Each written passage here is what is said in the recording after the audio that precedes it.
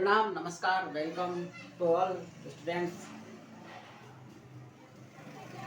तो आज हम भारत के इतिहास में कौन कौन से टॉपिक्स हैं, विभिन्न प्रतियोगी परीक्षाओं में कौन कौन से टॉपिक्स ऐसे हैं जो कि महत्वपूर्ण है और जिनसे एग्ज़ाम में प्रश्न पूछे जाते हैं।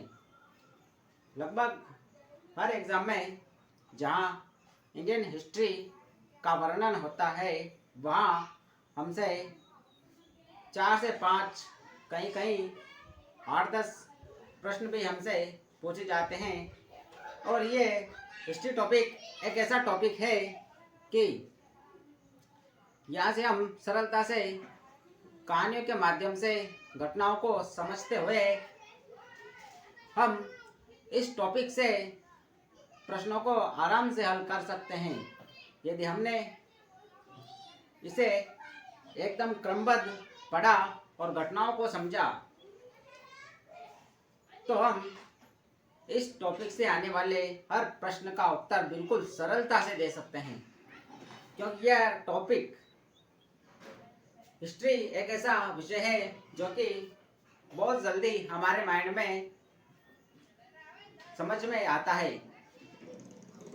तो हम आज इंडियन हिस्ट्री में कौन कौन से टॉपिक्स हैं जिनसे हमसे क्वेश्चन आते हैं उन टॉपिक के बारे में देखेंगे। तो हम पढ़ेंगे Indian history, Indian history, Indian history यानी भारतीय इतिहास, भारत का इतिहास। यह भारत का इतिहास कहाँ से शुरू होता है और कहाँ इसका समापन होता है, इसके एक एक टॉपिक के बारे में देखते हैं। तो सर्वप्रथम आता है इतिहास। इतिहास का वर्गीकरण। इतिहास का वर्गीकरण। इतिहास को किस प्रकार से बांटा गया है? तो इतिहास को पूरा पाषाण काल, मध्य पाषाण काल और नव पाषाण काल, पूरा पाषाण काल, मध्य पाषाण काल और नव पाषाण काल में इतिहास को बांटा जाता है। और इस इतिहास के वर्गीकरण के बाद हमारा आता है हमारी प्रमुख सभ्यताएं। प्रमुख सभ्यताएं। अब सभ्यताओं में क्या क्या आते हैं? तो सभ्यताओं में सिंधु घाटी सभ्यता के बारे में पूछा जाता है, वैदिक सभ्यता के बारे में पूछा जाता है। सिंधु घाटी सभ्यता और वैदिक सभ्यता, ये दो महत्वपूर्ण सभ्यताएं हैं जिनसे हमसे प्रश्न पूछे जाते हैं। फिर इन सभ्यताओं के बाद हमारा मगध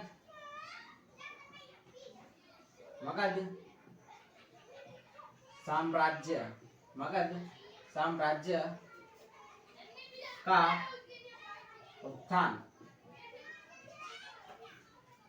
मगध साम्राज्य से आने वाले प्रश्न इस टॉपिक के अंतर्गत आते हैं, जिसमें मगध साम्राज्य का शासक धनानंद, इनके समकालीन चाणक्य और चंद्रगुप्त से संबंधित घटनाओं पर हमसे प्रश्न पूछे जाते हैं। सिंधु घाटी सभ्यता व वैदिक सभ्यता। सिंधु घाटी सभ्यता व वैदिक सभ्यता। फिर इसके बाद आता है मौर्य वंश।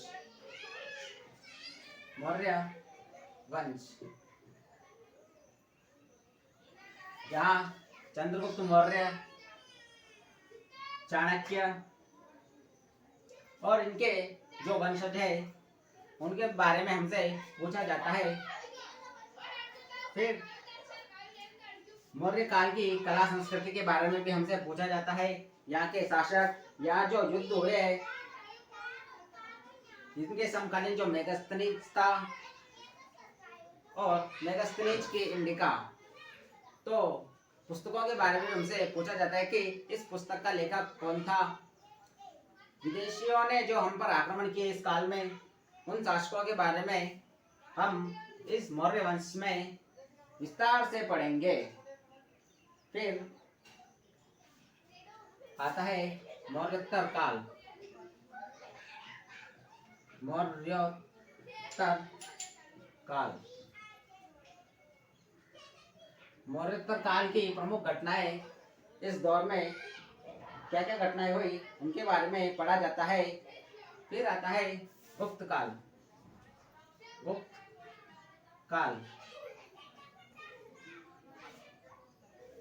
और फिर गुप्त काल की कला व संस्कृति, यहाँ से भी हमसे प्रश्न पूछे जाते हैं। गुप्त काल की कला और संस्कृति। फिर गुप्तोत्तर काल।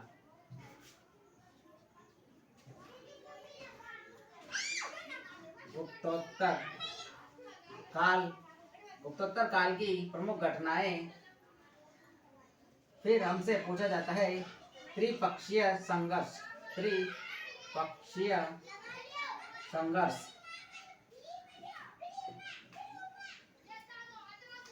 त्रिपक्षीय संघर्ष जो कि कन्नौज साम्राज्य को लेकर लड़ा गया। कन्नौज पर अधिकार के लिए त्रिपक्षीय संघर्ष हुआ। इसमें राष्ट्रकूट वंश, गुज्जर प्रतिहार वंश और पाल वंश के शासक, इन वंशों में जो कन्नौज पर अधिकार को लेकर संघर्ष हुआ, उसके बारे में हम इस त्रिपक्षीय संघर्ष में पढ़ते हैं। फिर हम पढ़ेंगे राजपूत काल। राजपूत काल, राजपूत काल की विभिन्न घटनाएं, क्या क्या घटनाएं रही राजपूत काल में। फिर हम पढ़ेंगे दक्षिण भारत के राजवंश। फिर हम पढ़ेंगे दक्षिण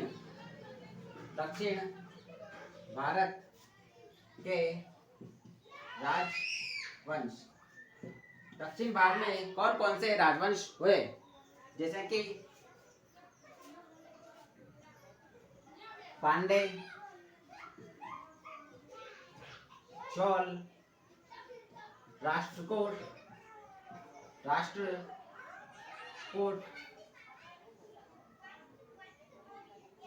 पांडे, चोल, राष्ट्रकूट।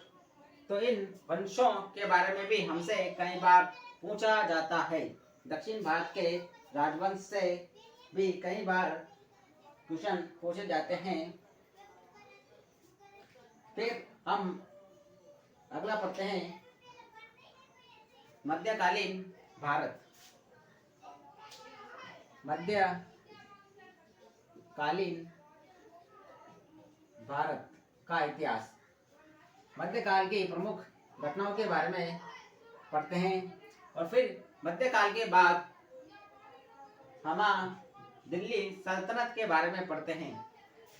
मध्यकाल के बाद दिल्ली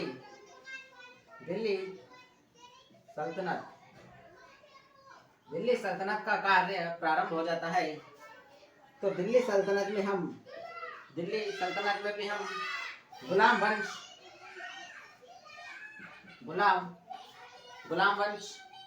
खिलजी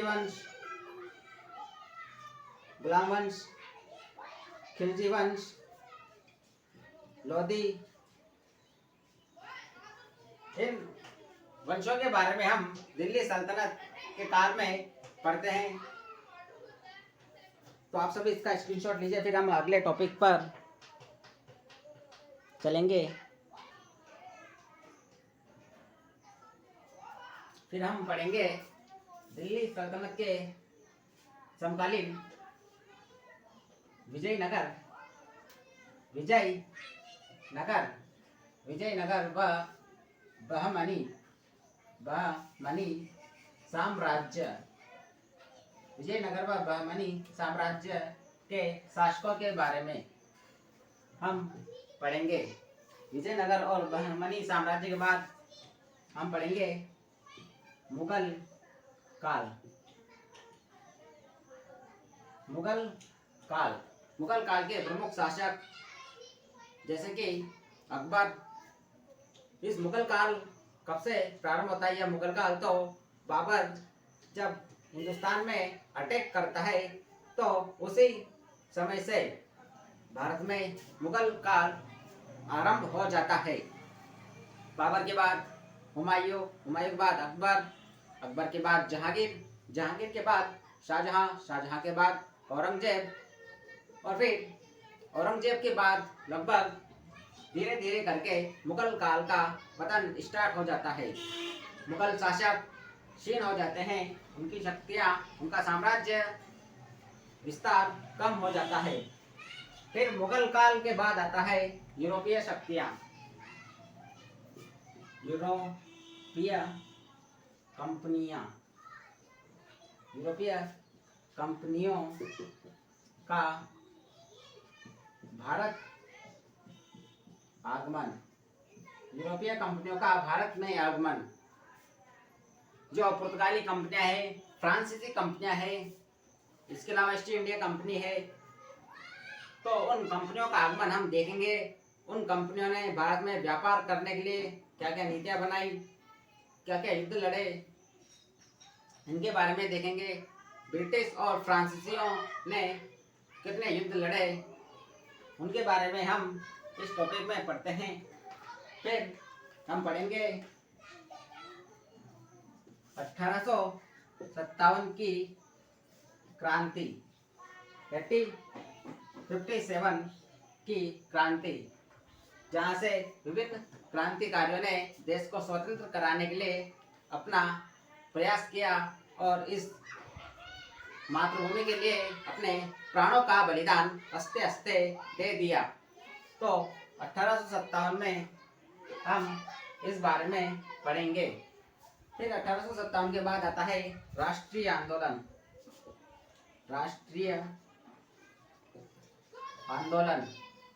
राष्ट्रीय आंदोलन जो कि अंग्रेजी सत्ता को भारत से बाहर खदेड़ने के लिए चलाए गए, भारत के पुनरुत्थान के लिए चलाए गए, जिसमें महात्मा गांधी ने अपना अद्वितीय सहयोग और योगदान दिया।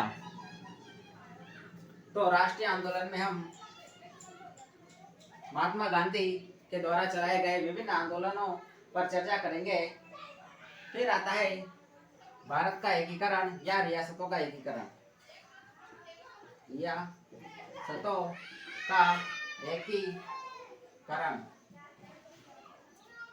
तो इस प्रकार से हम इंडियन हिस्ट्री को कंप्लीट कर लेंगे। यह सभी टॉपिक हम पढ़ेंगे और यहाँ से जो महत्वपूर्ण प्रश्न आते हैं उन प्रश्नों को हम परीक्षा में एकदम इजीली सॉल्व कर सकते हैं और अपने कंपटीटर को हम पीछे छोड़ सकते हैं, क्योंकि इंडियन हिस्ट्री ऐसा चैप्टर है, ऐसा विषय है जिसको हम सरलता से समझ सकते हैं और यहाँ से प्रश्न गलत होने की संभावना कम रहती है। इसके अलावा यहाँ से हम जब प्रश्न हल करेंगे तो हम चुटकियों में हल कर देंगे, हमारा समय बचेगा, क्योंकि मैथ रीजनिंग ऐसे टॉपिक के लिए हम अपना समय बचा सकते हैं। कुछ ऐसे सरल टॉपिक्स से आने वाले प्रश्नों को हम जल्दी जल्दी सॉल्व करके।